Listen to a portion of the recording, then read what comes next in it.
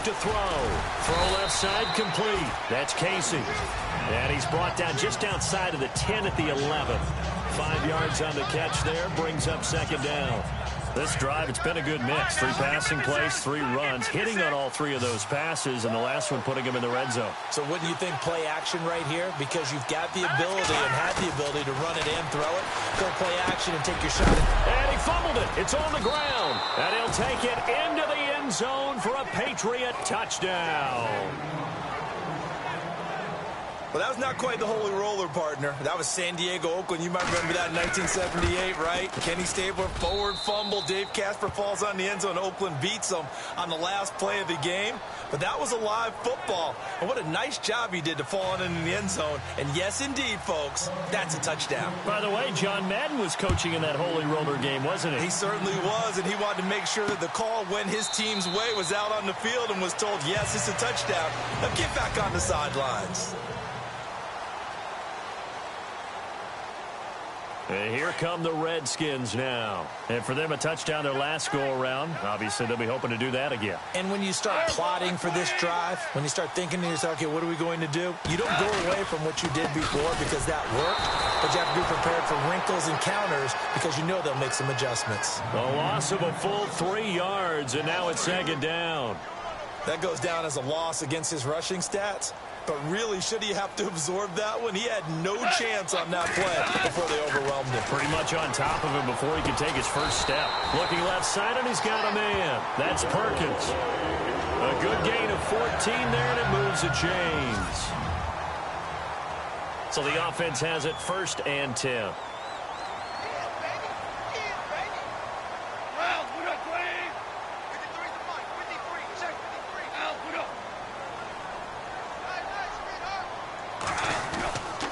Going to give this time to the tailback. And not able to break away this time as they're going to stop him right around the line of scrimmage. Officially no gain on the play, and it's second down. He had a great read there from his free safety position. And, Charles, you know with those guys, it's all about their eyes. They have to be laser focused. Yeah, I had to fake my way through it when I was... And he goes down. It's a Patriot sack.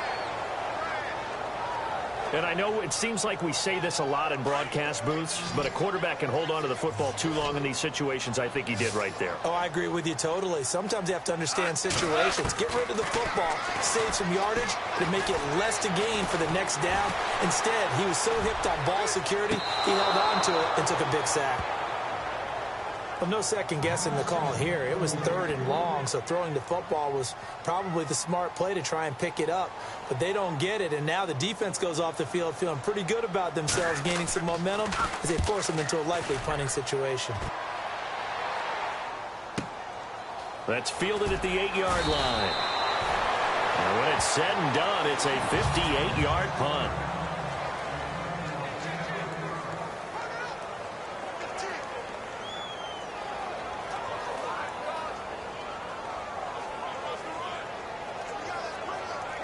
So the Patriots coming out now. The last possession, these guys were able to tie the game with a touchdown. Now they'll have a chance to move out in front. Yeah, let's give a big assist to the defense who got the ball back. The special teams went out there, handled things. They've got it. They've got momentum. And he's taken down. Back at his own 7. Well, so much for setting the tone of the drive offensively. Giving up a big sack that loses that kind of yardage, not a great start.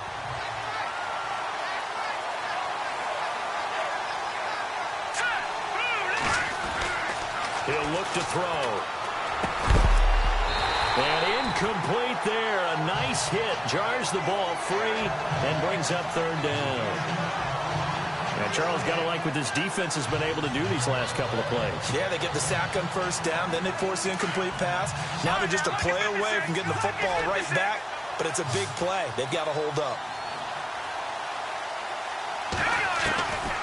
Now on 3rd and long, they'll look to throw. And he's going to go down. He backed up into the end zone, and this is going to wind up a safety. So they go with the empty set, and that's the risk you run right there. Nobody was there to protect. Well, you know, most offenses have audibles, and they've changed plays when they see certain sets. A lot of defenses do the exact same thing. You go to an empty back set, they bring pressure, and boy, did it pay off in this case. A look at Washington as they come onto the field. They're out in front. Last time they had to punt it away. We'll see if they can add to their lead now. They don't want to go out and punt it away again. This team now wants to get a cushion, put people away. They want to run their offense and have it end up in the end zone. And able to stay on his feet past the 30 to about the 33-yard line. It's a pickup of 4, and it'll bring up second down. Well, if the coaching staff's doing a good job upstairs, they'll file away what they just saw from the defense right there. They sold out to stop that running play. I'd say keep that in mind. They want to try that again. Go play action, hit them over the top. Oh, a battle for it here, and this will be caught. They call it a gain of 19, and it moves the chains. Forget height and catch radius. When you run the fade really well, run down the defender, kind of take him a little bit towards the middle of the field, and then fade to the sideline and give your quarterback some space, it can be executed that well, just as we saw. And able to push his way forward here for a good little gain. He'll get a nice chunk there on the first down run, and it's 2nd and 4. Let's talk a little football 101 here, because one of the keys to advancing the ball downfield, success on first down. Huge difference, as we know, between 2nd and 4 and 2nd and 8 and 9. And he'll hit the slant route. That's caught by Cooper. 9 yards on the pickup there, and it keeps the drive alive. And the offense lining up 1st and 10. 2 minutes to play here in the first half. A reminder that coming up in 2 minutes, we'll check in with Larry Ridley in Orlando with highlights and analysis of this first half of play. And I'm going to check in with a heater. I'm going to be right there with you, Parker. Nowhere to go here. He lost the football. And fortunately, he's able to reel it back in, but it's going to go down as a big loss here on the play. Well, that was a big oops right there.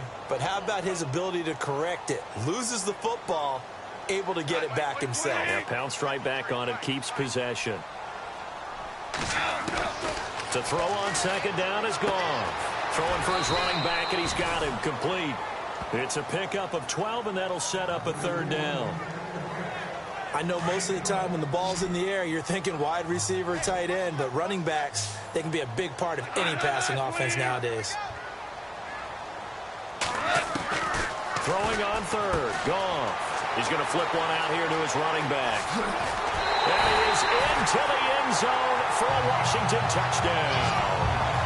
A great play there with touchdown number 7 on the year. And the Redskins find a way to stretch their lead. Getting your back involved, what's the importance there in the passing game? Well, oftentimes you can create mismatches because who's going to cover him? And you get him into space, which is where he likes to operate with the ball in his hands. It oftentimes makes people miss, gets that run after the catch, and off he goes.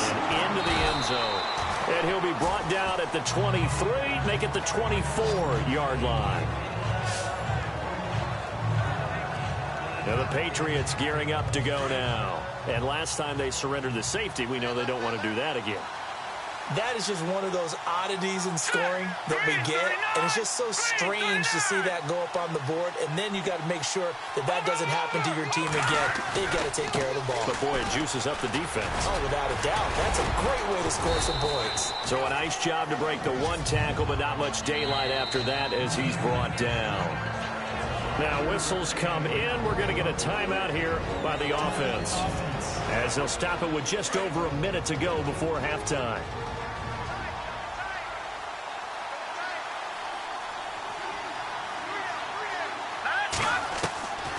Now they'll throw here out of the gun. Flushed out right. And he fires one that's intercepted. Picked off at the 40. And he will bring this one back. It's a pick 6 for a Redskins touchdown. Short throw pick 6 right there. Those linebackers, they love when those short throws come and those eyes get real wide, don't they? How about the anticipation on the play? Reading, reacting, and then the ability to catch the football and take it in the opposite direction. And that will make this a 16-point lead.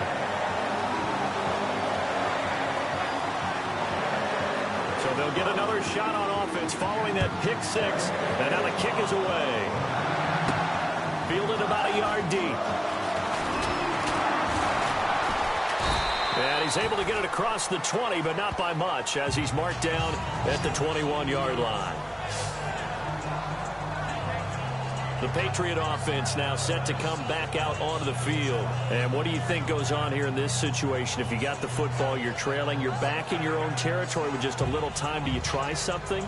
You're thinking about jump-starting your team, right? You just mentioned it. They're down. They're trying to get back into the game. But you've got to figure, if something goes wrong, you may have put yourself in a spot where you may not be able to come back in the second half. Managing risk, this is a big decision here. They'll run it now out of the gun. Looking for a seam, but finding none. He'll get back to the line of scrimmage, and that's it. No gain on the play. It'll be second down. Off the play fake, he'll look to throw. He's going to wind up and air it out. And the hit jarred it loose. It's incomplete. The one thing that I've liked defensively is that they've shown them a lot of different looks here in the first half. They've come after them. They've sat back. I think that's what you need to do to keep an offense guessing. And they certainly have kept them on their toes. That's why they haven't had much success on the scoreboard.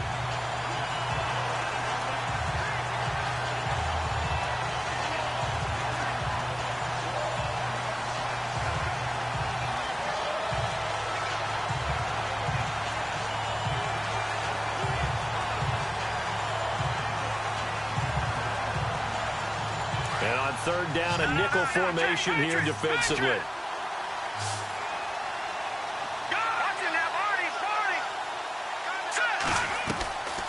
Now back to throw. Going for the deep ball. And he couldn't hang on to it through the contact. Incomplete. And attempted a deep ball there. They didn't get it. But, boy, they're going to need a few of those to actually hit in order to get back into this game. Good thing they do have a little bit of time here still left in the contest. Decent-sized deficit, but not one that they can't manage.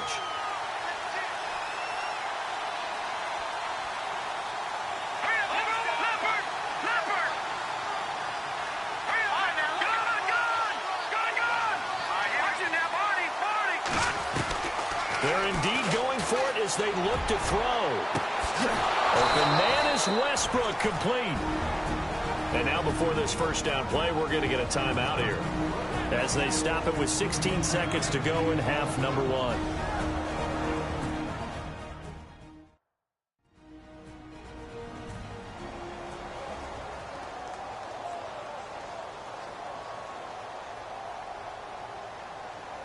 So after that big gain, let's see what else the offense has up its sleeve.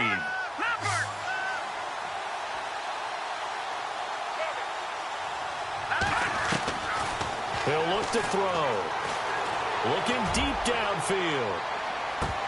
And it pops free. The collision there jarred the ball loose and brings up second down. I know you felt like saying touchdown there, didn't you, partner? That looked like a sure 6 points, but the contact jarred it free. Got his hands on it, could not hold on through the end of the play.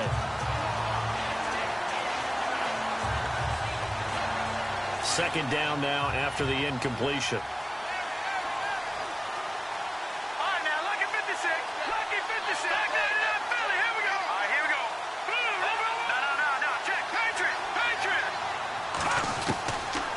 Back to throw here. He's going to go for a big play downfield.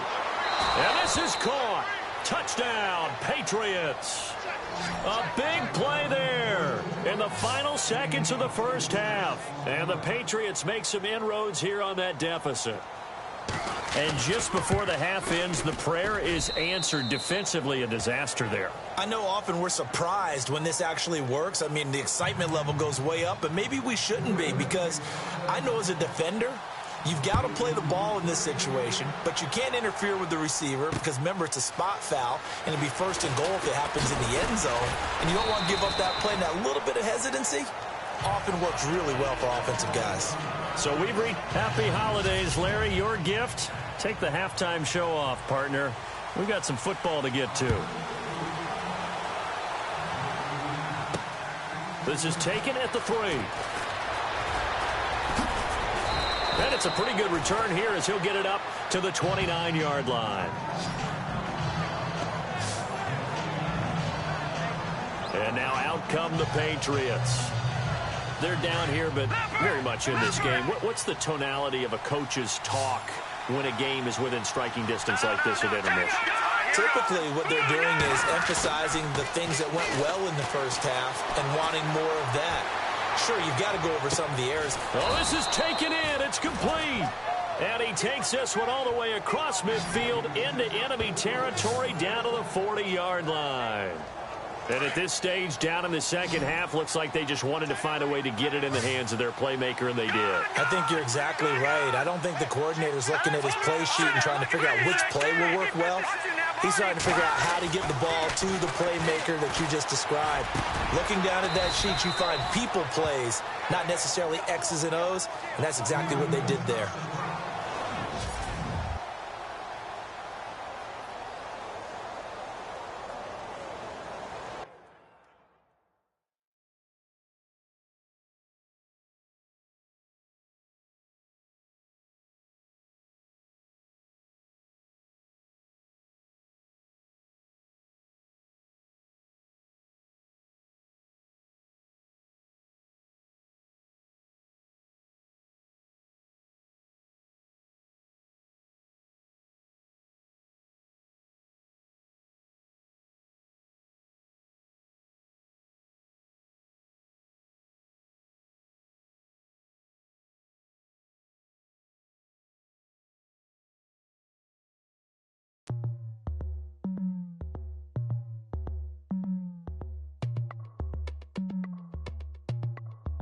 As we go on, like we do, when it's hot outside, I wanna just chill with you.